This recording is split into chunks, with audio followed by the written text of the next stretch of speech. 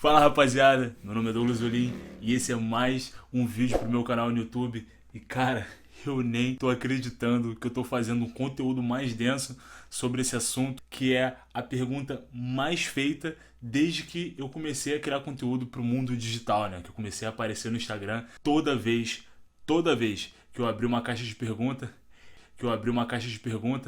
essa pergunta sempre aparecia. Acreditaram ou não?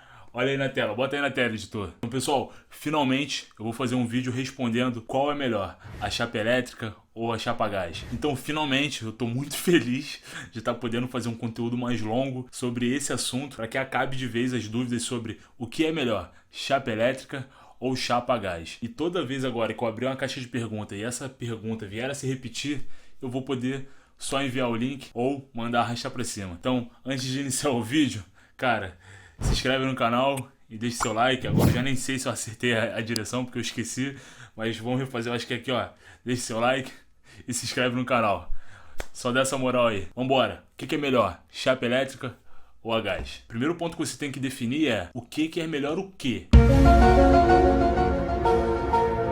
Em questão de consumo ou questão de eficiência, tá? Então, isso precisa ser definido na sua cabeça. O que você está buscando? Consumo ou eficiência? Ou consumo e eficiência, tentar unir o melhor dos dois mundos, o que é muito difícil. Já saiba que é muito difícil. Mas o primeiro ponto que a gente precisa acertar é o tamanho do local. Eu já vi muita gente ter 1 metro para poder colocar a chapa lá na sua cozinha e comprar uma chapa de 1,20 m. Se você tem 1 metro, você precisa de uma chapa de 1 metro ou menor que 1 metro. Não dá para botar uma chapa de 1,20 m. Eu já vi gente comprando chapa maior do que suporta o local dela de trabalho. E aí a chapa fica torta, fica ruim de passar, acaba atrapalhando a operação da cozinha. Então, o primeiro passo é você medir o espaço que a chapa vai ficar. Se você tem um tamanho específico, respeita esse tamanho. Não compre uma chapa maior do que você pode trabalhar. E também tem que tomar muito cuidado com o espaço que vai estar essa chapa. Às vezes você vai precisar de uma chapa maior, só que você não tem espaço para ela. Então, tudo tem que se adequar, tá? Não tenta colocar no espaço que não cabe. Segundo ponto que deve ser levado em consideração, acabamento da chapa. Tem vários tipos de acabamento, porém eu vou falar somente do que é recomendado. Acabamento em inox. Procure chapa que o acabamento seja em inox. Por quê? Porque o inox não enferruja, o inox é fácil de limpar e o inox é resistente. Além de ser mais bonito, né? Tudo aquilo... Pô, imagina uma cozinha toda feita de inox. Fica muito mais bonito e muito mais profissional. Então, acabamento da chapa tem que ser em inox. É mais profissional, é mais fácil de limpar e fica mais bonito. Além de, inox é o que está dentro das normas da vigilância sanitária, tá? A vigilância sanitária cobra que a sua cozinha praticamente seja toda em inox. Mas isso é assunto para outro vídeo. Porém, saiba e tenha em mente, chapa que o acabamento é total em inox, ela é mais cara. Sim, prepare o seu bolso, porque uma chapa com acabamento inox, ela tende a ser mais cara. Tem chapa com outros acabamentos. Se você está começando, talvez você não comece com uma chapa que o acabamento seja completamente inox, mas se você puder investir na chapa e o acabamento dela ser inox, opte por ela. Terceiro ponto a ser levado em consideração, espessura da chapa. Quanto maior a espessura, melhor. Claro que você não precisa comprar uma chapa gigantesca, né? Porém, quanto maior a espessura, melhor, para que se mantenha a estabilidade térmica. Estabilidade térmica, essa é a frase. O que é isso? Geralmente nós trabalhamos com a chapa muito quente e uma carne muito gelada, ou qualquer outro tipo de produto que geralmente ele toca na chapa gelado. O que acontece? Ocorre aquele choque de temperatura. Então, se a tua chapa for fina demais, a temperatura vai lá embaixo muito rápido. Se a sua chapa geralmente tiver uma espessura um pouco maior, então ela tem o choque térmico, porém ela não cai tanto. É óbvio que outros fatores influenciam para que o choque térmico não seja tão forte, como o número de queimadores e potência da resistência da chapa.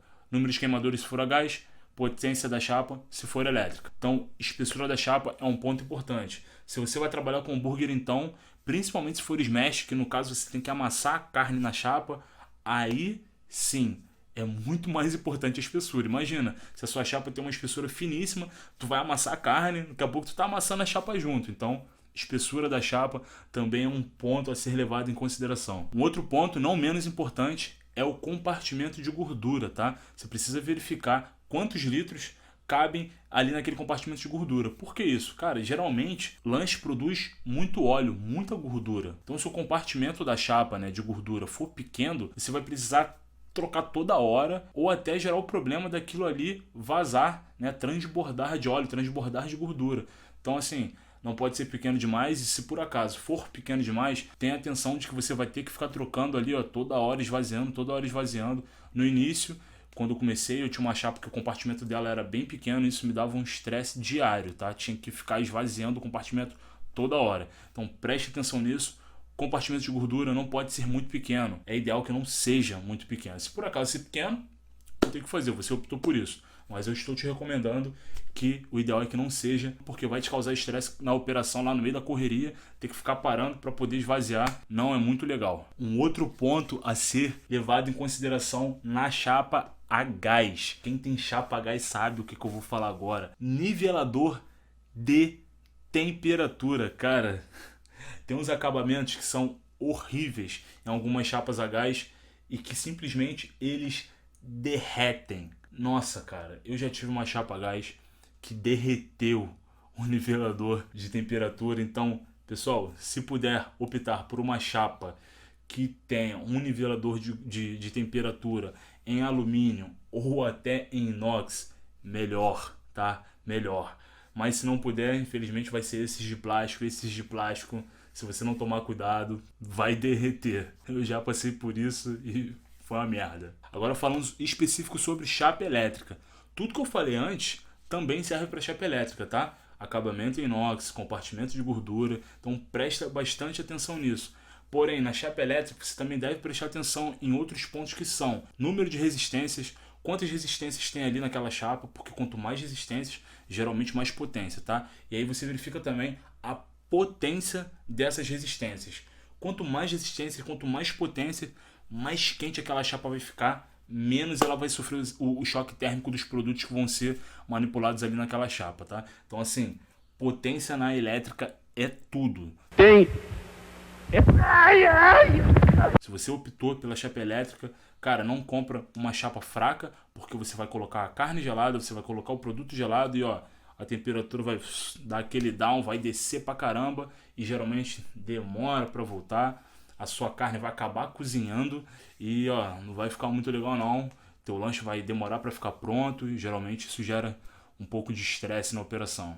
Eu sei o que eu tô falando porque eu já passei por isso. Outro ponto a ser considerado na chapa elétrica: se é fácil o acesso para realizar a manutenção. O que é isso? Dá para abrir atrás da chapa, ou embaixo, ou não sei lá onde está a fiação. É fácil o acesso? E também um outro ponto a ser considerado: a fiação da chapa elétrica. Ela tá ok? Ela é resistente? O calibre do fio tá tudo ok? Então verifica toda a parte elétrica da chapa. Tem que abrir mesmo, tem que mandar abrir para ver como é que tá. Às vezes chega solto, às vezes chega partido, por mais que seja zero. Pode ser que tenha ocorrido um erro de fábrica, que você vai descobrir quando? Vai descobrir no meio da operação? Então, chegou a chapa, verifica. Agora falando de consumo, tenho certeza que você quer que eu responda qual consome mais e qual consome menos. Não dá para saber. Varia muito de chapa para chapa. Na chapa a gás, varia do número de queimadores. Tem chapa a gás que tem 2 queimadores, tem chapa a gás que tem 3 queimadores, 4 queimadores, varia. Então, quanto mais queimadores, mais consumo de gás.